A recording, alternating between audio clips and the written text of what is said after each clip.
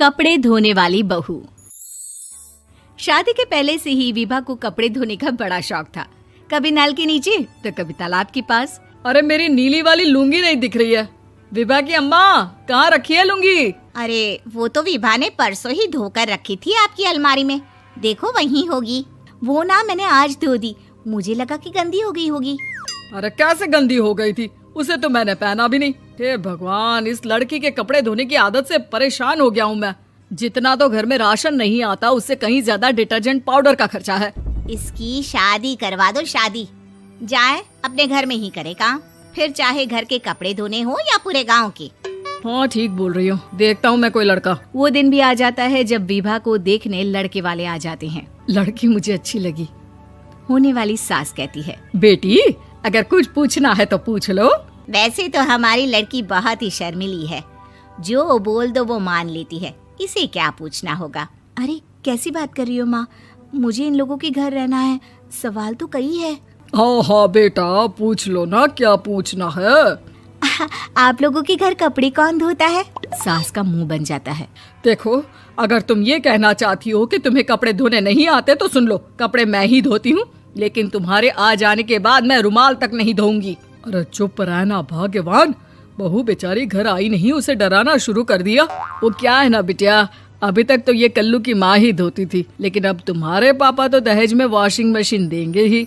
तभी विभा की माँ बोल पड़ती है, सवाल भी पूछा तो क्या। वैसे भाई साहब, मशीन की तो फिर भी कपड़े धोने की कैपेसिटी होती है। मतलब जो बिटिया दे रहे हैं ना विभा, इसे कपड़े धोने का बहुत शौक है। ये आप लोगों के क्या, आस पड़ोस गांव मोहल्ले सबके कपड़े धो दे और उफ तक ना करे। बाहर देखा नहीं आपने कितने कपड़े सूख रहे हैं?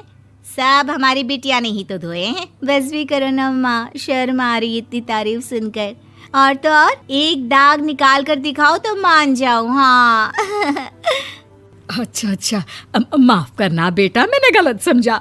हमें तो रिश्ता बहुत पसंद है। और ऐसे जुड़ जाता है रिश्ता कपड़े धोने का शौक रखने वाली विभा का। उसकी शादी हो जाती है कोयला फैक्ट्री में काम करने वाले कल्लू के साथ। शादी के बाद अचानक विभा चिल्लाती हुई सास के पास आती है। सासू माँ, अरे सासू माँ कहाँ है आप?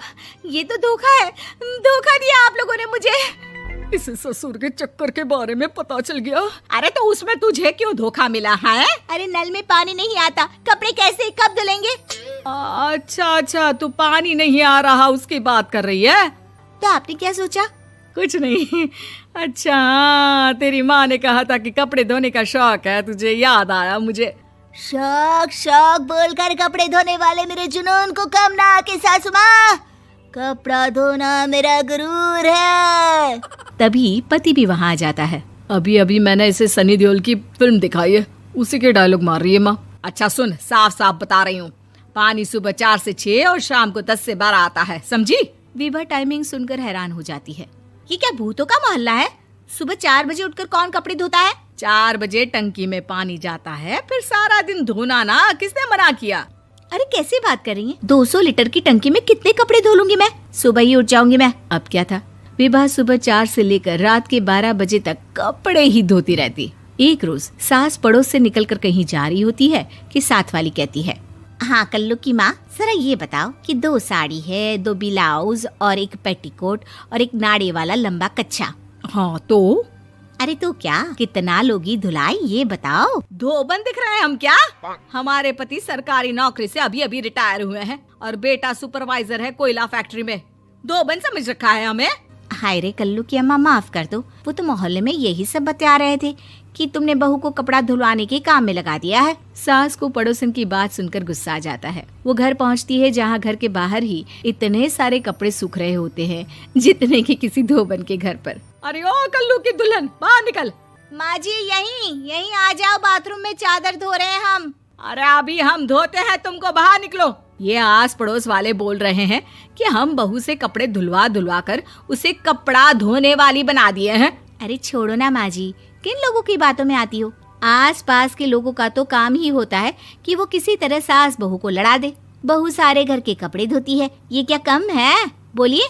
सास को भी लग जाता है कि वो बहू का ये सनकीपन नहीं छुड़वा सकती, इससे अच्छा है कि खुद ही चुप हो जाए। एक रोज सास और बहू मंदिर जाते हैं, जहाँ सास की साड़ी वहाँ खड़ी भीख मांगने वाली से मिलती है। माँ जी क्या बात है, आपकी साड़ी उस भिखारन से कितनी मिल रही है ना? हाँ हाँ, देखो तो दोनों की साड़ी मिल रही है। क्या बात है कल्लू की अम्मा, तुम खुद को तो अफसर की बीवी बताती हो और ऐसी सिंपल सी प्लेन साड़ी पहनकर घूमती हो। सिंपल और प्लेन नहीं है ये साड़ी। तो क्या सोने के धागे से फूल बने हैं? कुछ भी सासू माँ, कुछ भी। हाँ, बने थे इस साड़ी में सोने के धागे से फूल। मेरे पति लेकर आए थे मद्रास से स्पेशली मेरे लिए 10,000 की। ताहे भाई साहब इस भिखारन के लिए भी सेम टू सेम साड़ी लेकर आए होंगे 10,000 की।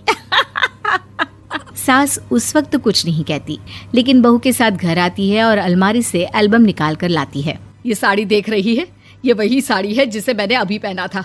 इस साड़ी में ये जो चमकदार फूल दिख रहे हैं ना, ये सोने के धागों से काढ़े गए हैं। लेकिन तू लोकल वॉशिंग मशीन ब्रश से घिस घिस कर सारे फूलों को निकाल कर साड़ी प्लेन कर दी। मुझे माफ कर दीजिए सासू माँ। और तो और, जब मैंने तुझे तेरी गलती के लिए कुछ नहीं कहा, लेकिन तूने तो सबके सामने मेरा मजाक ही बना दिया। क्यों? बहू को समझ में आ जाता है कि अब से उसका कपड़े धोना बंद।